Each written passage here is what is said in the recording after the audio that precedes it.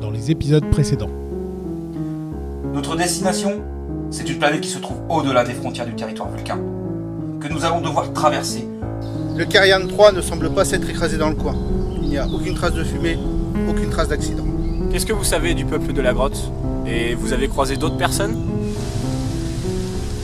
A priori, ça ne fonctionne pas avec tous les arbres. Monsieur Liam, le projet Orlan doit suivre des règles. Je suis Orlan, je connais les règles. Mais s'il s'avère que tu as raison et qu'ils sont belliqueux, ils font comme les autres. Et maintenant, Qui êtes-vous?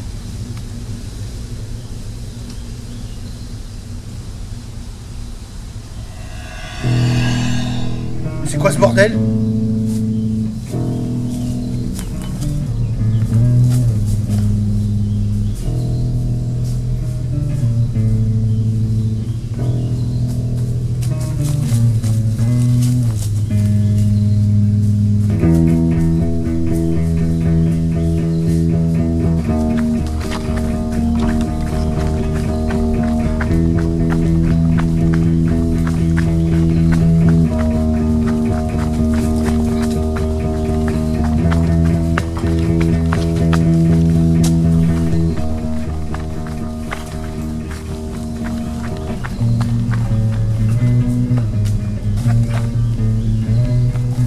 Monsieur Liam!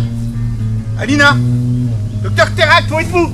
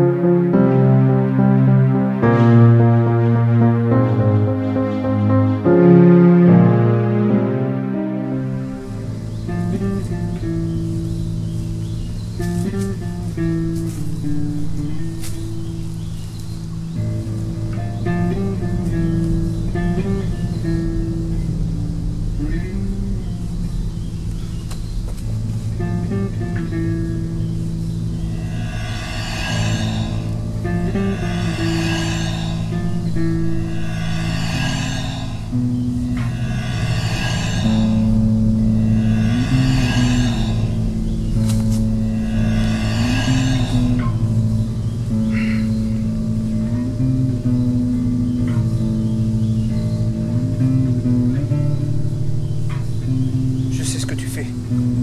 Tu attends de voir ma réaction.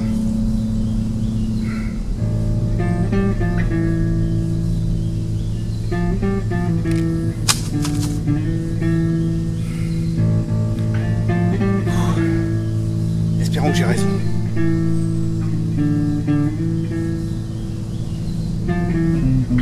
Je n'ai plus d'armes. Inutile de vous enfuir. Qui êtes-vous?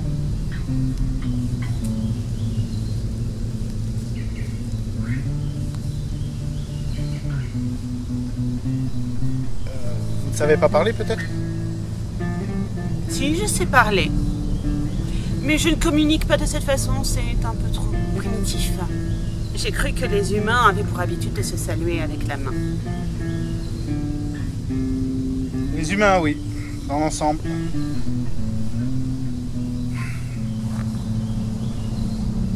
Je m'appelle Karl Audren.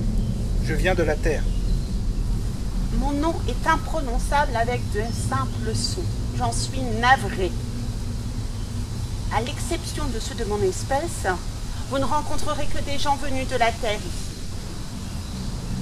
Comment est-ce possible? Nous sommes assez loin de la Terre ici. Pourquoi n'y aurait-il que des terriens? La notion d'éloignement est très relative. Dans cette galaxie, nous ne sommes pas si loin.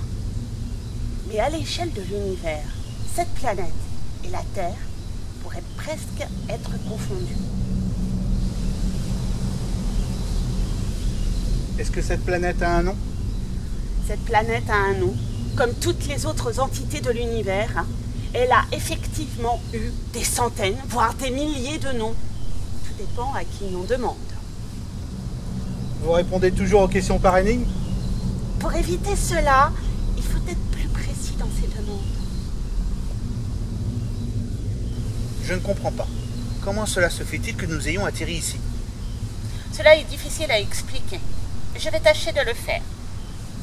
Mais avant, J'aimerais savoir ce que vous connaissez de l'univers dans lequel vous vivez.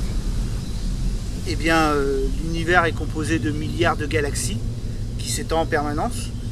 Ces milliards de galaxies ont des milliards d'étoiles autour desquelles gravitent des planètes et parfois des satellites autour de ces planètes. En effet, c'est très sommaire, mais c'est à peu près la description qu'on pourrait rapidement en faire. Je pose cette question car j'ai besoin de savoir quel est le niveau de connaissance des humains de la Terre. Je suis pas astronome. D'autres personnes pourraient répondre mieux que moi. En quelques phrases, vous en avez beaucoup appris, beaucoup plus que vous ne l'imaginez. Votre dernière intervention, par exemple, m'a renseigné sur votre humilité. Je pourrais très bien avoir faim d'être humble. Cette remarque-ci m'a appris que vous en seriez capable, contrairement à beaucoup d'espèces. Mais nous nous écartons du sujet. Je vous ai demandé ce que vous connaissez de l'univers. Mais vous ne m'avez pas dit. Que savez-vous des premiers temps de l'univers?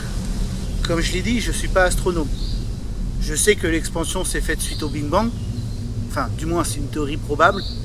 Des galaxies se sont formées, puis d'autres et encore d'autres.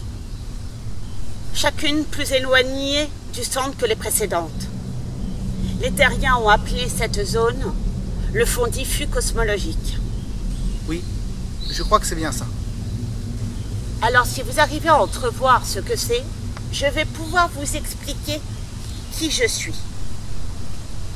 Ma planète d'origine se trouve dans une zone juste à côté du fond diffus cosmologique. Les galaxies primaires ont continué à grossir, tourner, changer. Elles se sont rencontrées, percutées, absorbées. Mon peuple, à notre connaissance, est le plus ancien de tout l'univers. Si je devais vous expliquer tout cela selon des mesures terriennes, je dirais que nous sommes apparus à peine 1 milliard d'années après ce que vous appelez le Big Bang. Notre peuple a lentement évolué, comme la plupart des autres peuples. Mais beaucoup plus tôt. Et aussi curieux que beaucoup d'autres, par la suite, nous avons voulu explorer notre galaxie. Mais notre technologie première ne nous permettait pas de voyager très vite. Aussi, nous attendions parfois longtemps pour sauter de système stellaire en système stellaire, profitant de la proximité de telle ou telle étoile pour raccourcir les bonds spatiaux. Nous avons mis plusieurs milliers d'années, mais nous avons fini par explorer tous les recoins de notre galaxie. Les seules formes vivantes, autres que la nôtre, étaient animales, végétales, bactériennes. Nos ancêtres ont été déçus et ont voulu voir plus loin et encore plus loin. Mais ils n'ont croisé personne avec qui communiquer. Ils en ont alors déduit que nous étions la seule espèce douée de conscience et suffisamment intelligente pour voyager dans l'espace. Et à l'époque, ils avaient raison. Une vie intelligente il y a environ 12 milliards d'années. C'est impossible, voyons. En quoi cela serait-il impossible? Improbable, oui. Impossible, non. Notre espèce a continué à évoluer jusqu'à un stade qui nous convenait, capable de supporter des conditions de vie difficiles, les bactéries. Et nous avons stoppé notre évolution à ce stade. Stopper votre évolution? Comment ça? Nos scientifiques ont trouvé un moyen d'arrêter les changements au sein de nos corps. Audrey! Audrey, où êtes-vous? Le connaissant, il doit être en train de patrouiller les voies pour voir ce qui pourrait nous tomber dessus. Ouais, mais je suis pas sûr qu'on risque quoi que ce soit. Ce serait pas mal qu'il revienne. Je suis là. J'ai beaucoup de choses à vous dire. Vous n'avez pas de phaser? Vous avez fait une ronde sans armes? Non, mais ça fait partie de ce que j'ai à vous dire. Vous y croyez à ces histoires, vous? Un peuple quasiment aussi vieux que l'univers? Scientifiquement, c'est pas impossible. Mais ils auraient survécu à des milliards d'années en se souvenant de ce qu'ils avaient été avant. J'ai du mal à y croire. Je suis pas scientifique. Je vous ferai confiance avec tout ce qui s'y réfère. Par contre, j'ai l'habitude des criminels, des voleurs et des délinquants. Et je sais reconnaître l'insincérité. Et la personne qui m'a parlé ne me mentait pas. De quoi avait l'air cette personne? Est-ce que c'était une espèce connue? Je ne sais pas si c'était sa véritable forme, mais elle ressemblait à une humaine. Elle pouvait se téléporter sans temps d'attente, sans technologie. Et je crois qu'elle était capable de parler aux plantes. Enfin, mentalement. C'est comme ça que je l'ai découvert.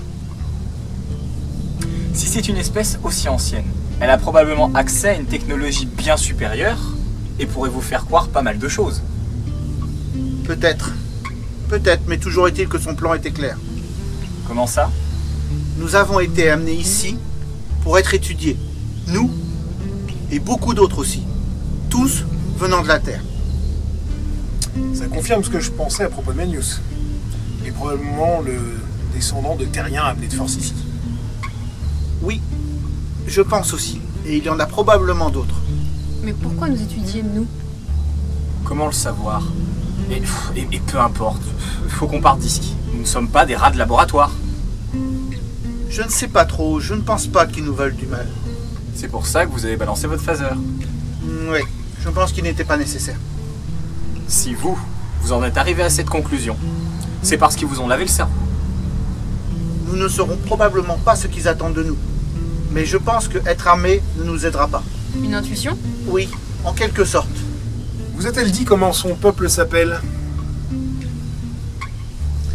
Leur nom est révélateur. Ils s'appellent les Primes.